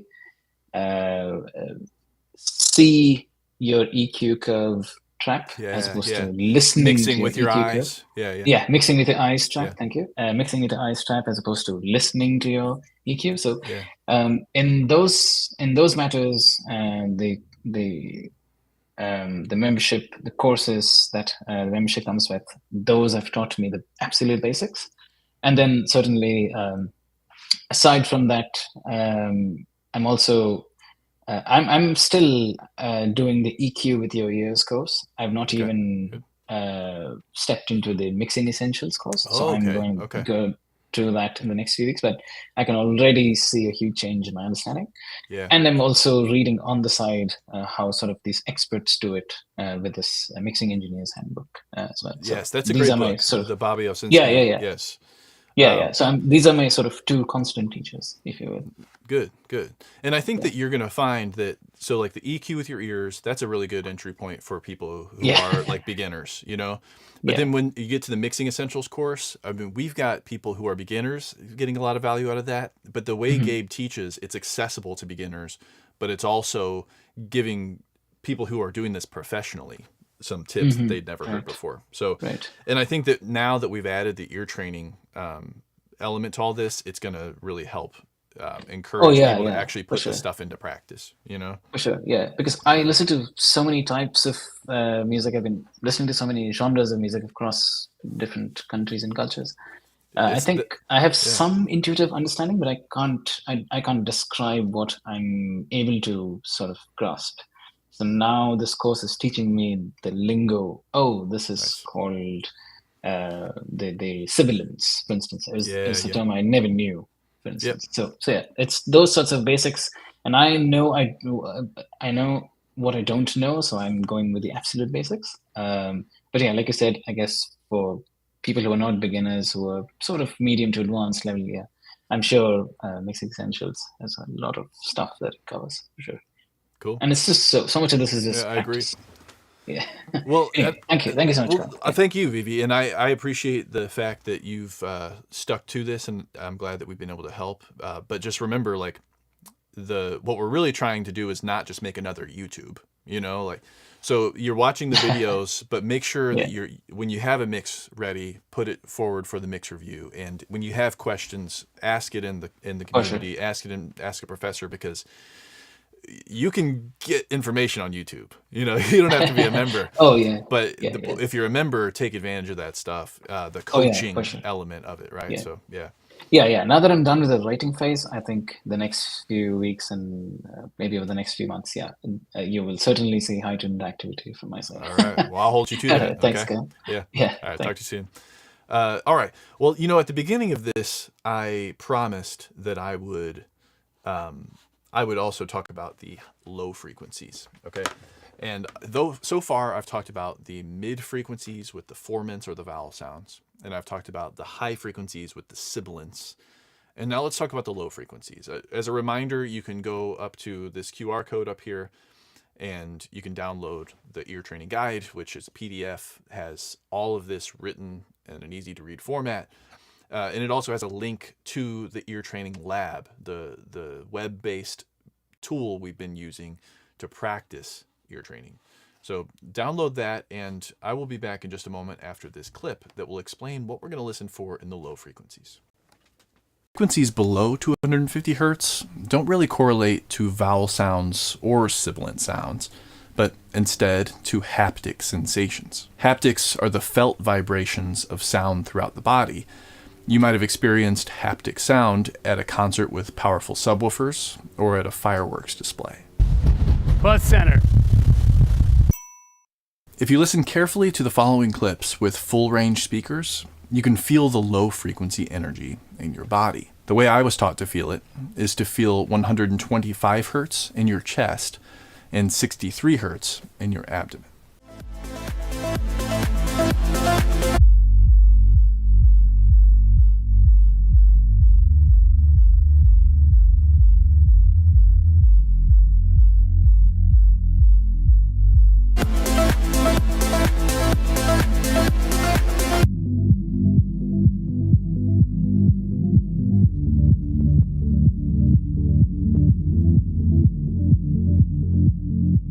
The low frequencies do take a bit more practice, and they are much more difficult to hear on small speakers. So don't worry if these are more difficult to feel at first. For many, hopefully you were able to hear that. That's another one of those that low frequencies don't always come across very well on YouTube live streams. However, I think it's probably coming through okay. Now, you may also be asking, well, what if I'm wearing headphones? You know, how am I going to feel in my chest and in my gut when I'm just listening in headphones? That's a valid point. You'll definitely have an easier time of hearing or feeling the low frequencies when you use actual monitors. But, you know, in my experience, I've found even just now using headphones, I don't have sound playing in the room, but I think that from the formal ear training I've done, and also just from being around speakers that are loud and sitting in monitor world and being bombarded with subwoofers for years, I think my body has learned that when 150 is boosted or 125 is boosted, I do almost feel like a phantom pounding in my chest. And when 63 is boosted, I feel like a phantom rumbling in my abdomen. I don't know about you, but even in headphones, I have these phantom haptic feelings. I do recommend when you're practicing with the low frequencies to practice with both headphones and studio monitors if you can. And here's why. So if we go into the tool and I change this now to low frequencies and we use pink noise, let me make sure that's not going to be too loud here. Listen for first 250, and then we're going to go down to 125 and we'll listen for that chest feeling, and then we'll go down to 63 and we'll feel for that abdomen feeling. But in reality, you don't feel that much with pink noise because it's not really a pounding transient sound. It comes across differently is all I'm saying, and we're going to discuss that here after these examples. Okay, so here's flat 250. Okay, that's ooh, we all know that. Let's move on now to 125. Do you feel this in your chest? And or do you hear a certain quality that you can use to remember what 125 sounds like? So here's flat.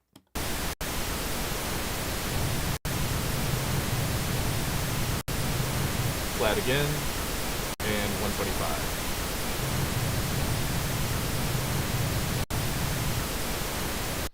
So there, I kind of felt it in my chest, but really, to me, it sounded like something scooting across a table or a floor or something. That's how I always remember it. It's like, I can't make it with my body because it's too low, but it's, you know, something scooting, or like a big starship or something like that. Let's do this same exercise with 63. So we'll start flat. And 63.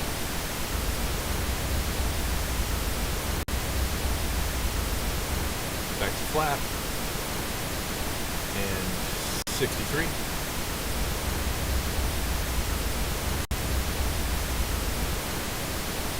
Okay, so on that one, I didn't really feel much in my abdomen or anything. That one was mainly just a really low rumble, and students in the past have rightfully said that it sounds almost like a truck going by outside, or like a train rumbling in the distance. So you can use these subjective reference points. Up until this point in your mixing career, you probably have used subjective reference points. That sounds muddy. That sounds rumbly, etc. What we're trying to do is learn objective ways of discussing these things. But in pink noise, the chest and the abdomen thing doesn't really come across as well. However, when we add in music that has a driving bass line, such as this track right here that we use in the ear training course. Let's listen to this. So here's flat. And now I'll add in 63 hertz.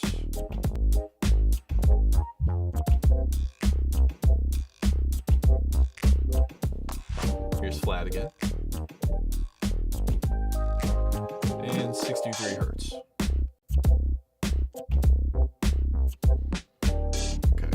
So that's coming through pretty clearly. That, if I were listening on headphones, I probably would be able to feel a little bit in the abdomen.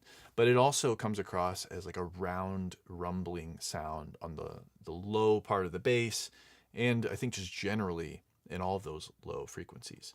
Let's hear 125 now. Let's see if we can feel that in the chest. So here's flat.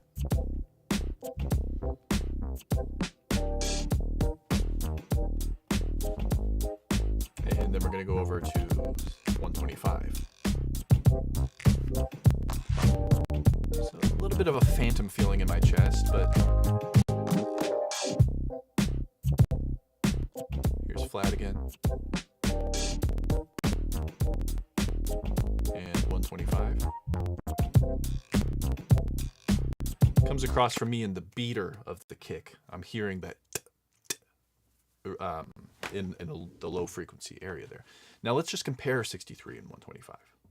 So here's flat.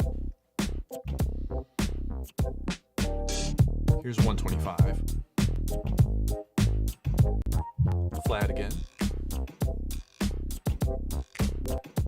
And 63.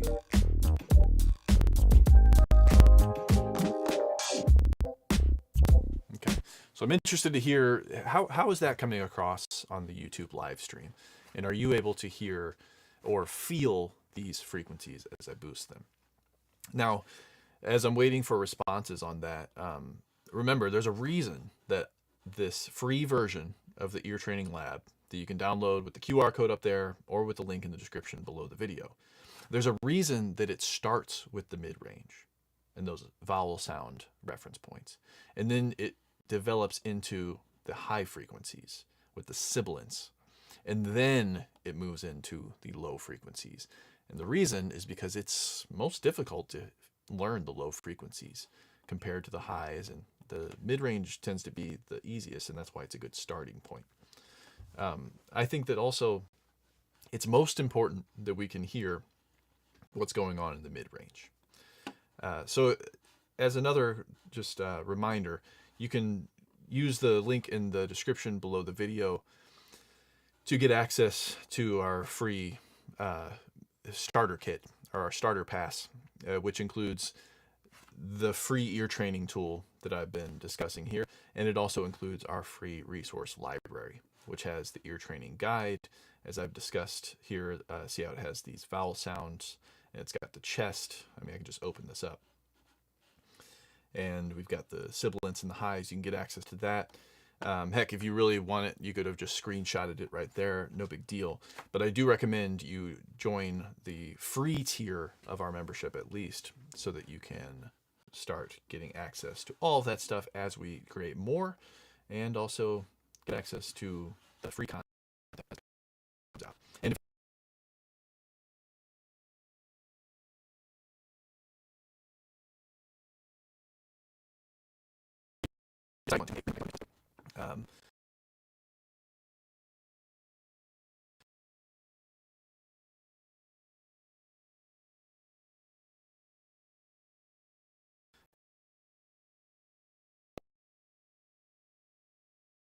if you have any questions,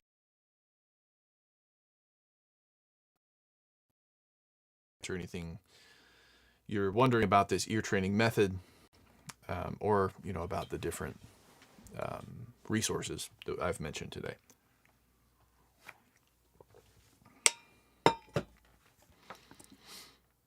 Okay, well, with that said, I did crash, didn't I? Thank you for bringing that up. Am I back now? Let me know if I'm talking to no one, or if you guys are still hearing me.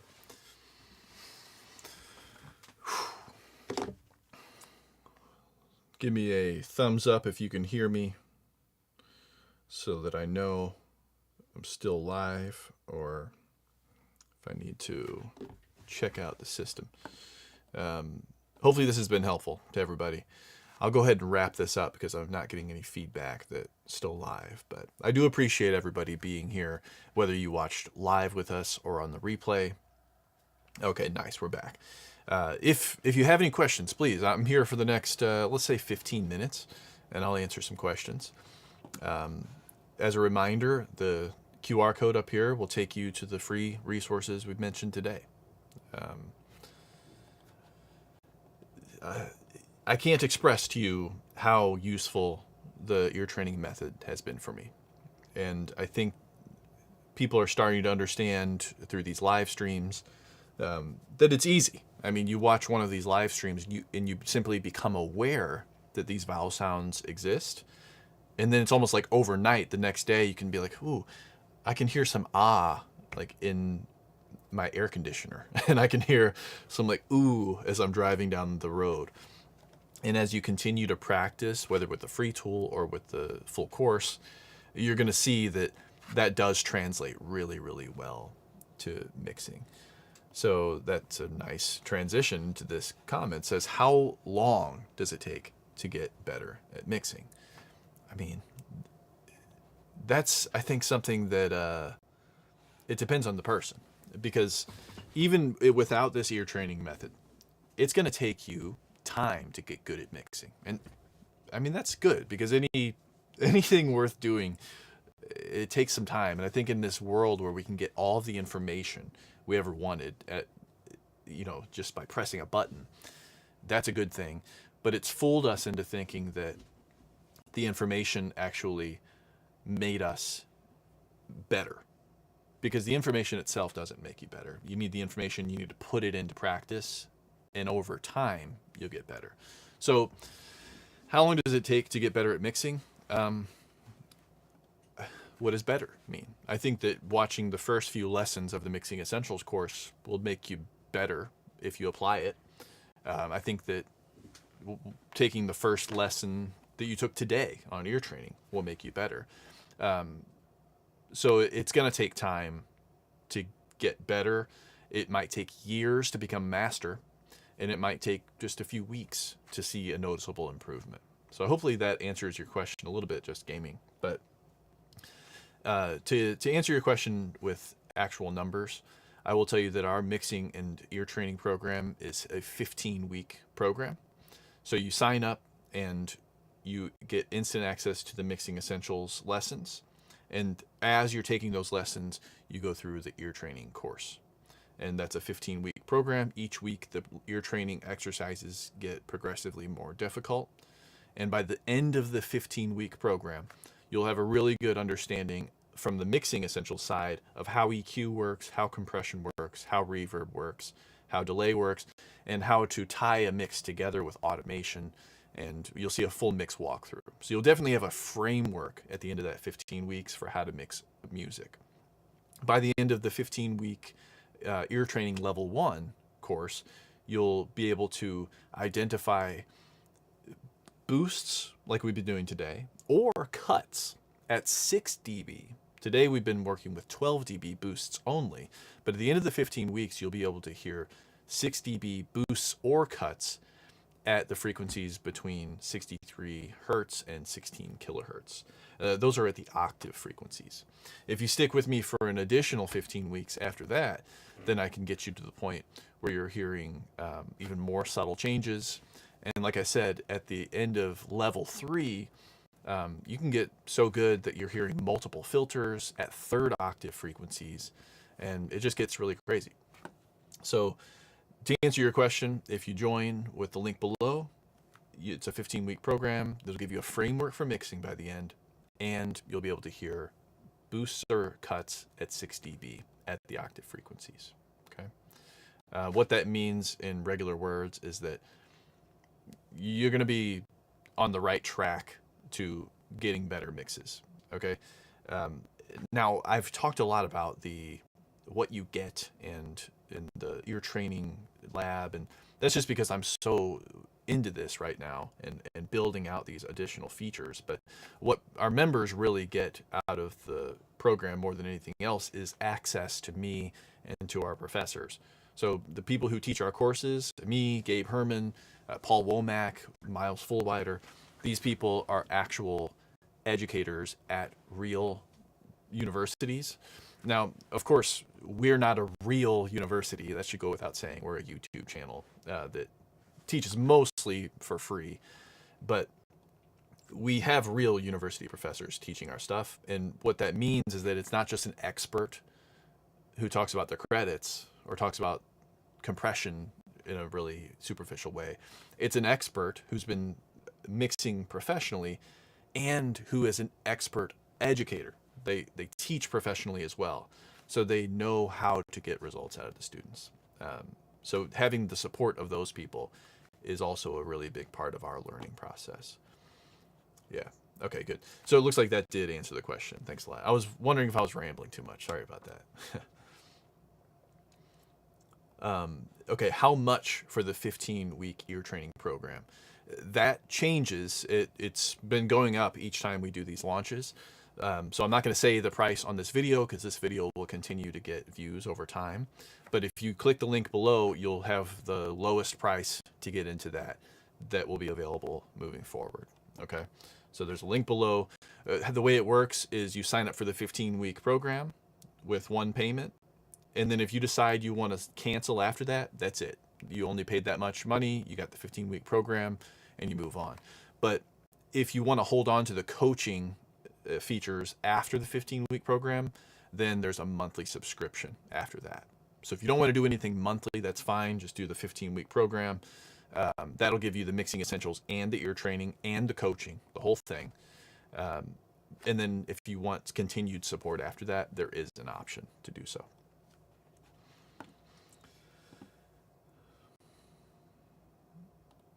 Here's a good question.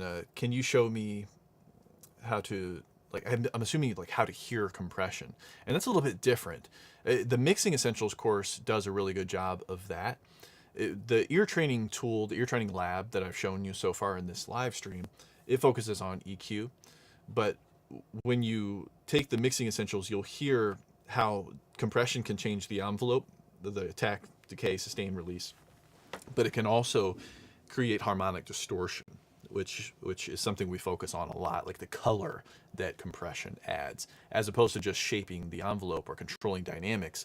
What are the distortions, the color that comes out when you use compression? So we don't have the tool like the ear training lab to teach you that. That comes across more in the course and in the live coaching elements, being able to hear compression. All right, let's see if we have some other questions. These are really good. I'm glad that people are showing interest in this. Ever since the beginning of the channel, I've thought, like, how can I take what I learned in college and either teach it for free on YouTube or at least offer it at a fraction of the price I paid to people using technology. And this has been one of the biggest developments for us. This ability to have the community area has changed everything for us. And I think we're getting pretty close. I mean, there's still something to be said about going into a facility that has a big console and you can learn on different microphones and on different outboard gear. But when I think about what college did for me, it was 4 elements. I got the information. I got the theory, right? And that comes across in our courses. But I also had opportunities to practice. And on YouTube, you are responsible for if you practice or not. In our community, we assign you things to do. When you complete the EQ, we say apply it to your mix and submit it for feedback in an expert mix review.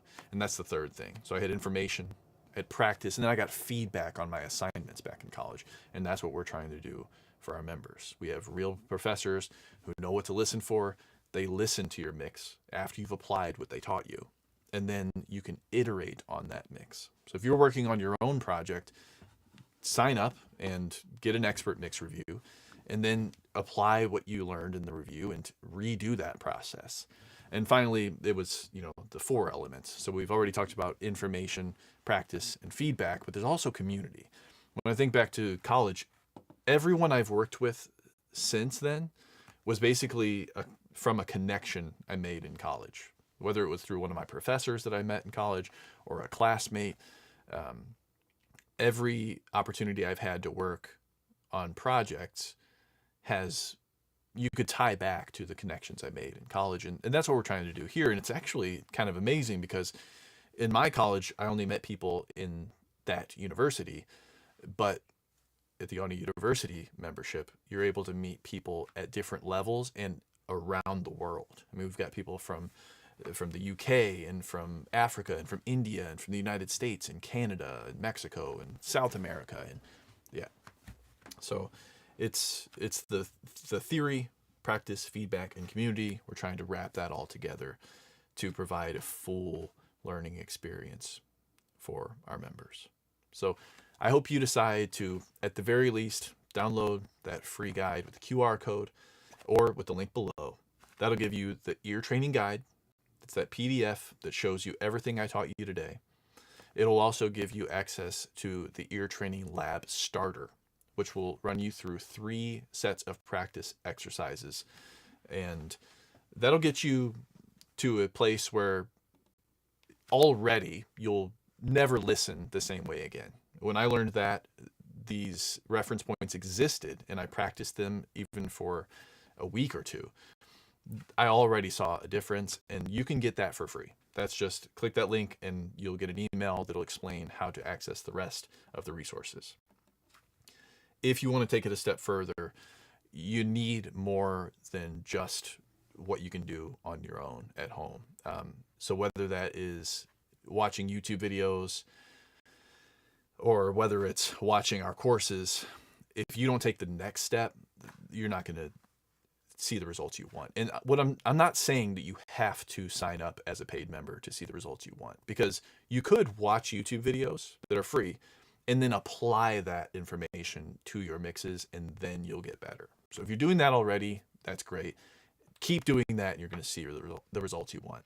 If you want some help with that second part, applying it and getting feedback from a mentor, maybe consider signing up for the Audio University membership, because that's what it's designed to do. It's designed to walk you through that so you don't have to go out and find your own mentor to review your stuff. And you don't have to hold yourself accountable. Somebody will do it for you. So yeah, I would just say, at the very least, sign up for the free resources. At the very least, apply what you learned in my YouTube videos that are free. Apply it to your own stuff. That's the only way you're going to get better. And then best case scenario, come join our membership and we can offer you the full package, the practice, the feedback, the community, and of course the information. So with that said, I think I'll go ahead and sign off here. I've done a lot of talking. It's getting hot in this room. You can see my sweat glistening in the lights. But I do want to thank you for joining us. And if you have any questions, just leave a comment on this video or reach out to support@audiouniversityonline.com. Again, if you want those free resources, go to audiouniversityonline.com/free. That'll give you access to the full resource library, including the ear training guide and the ear training tool we've talked about today. All right.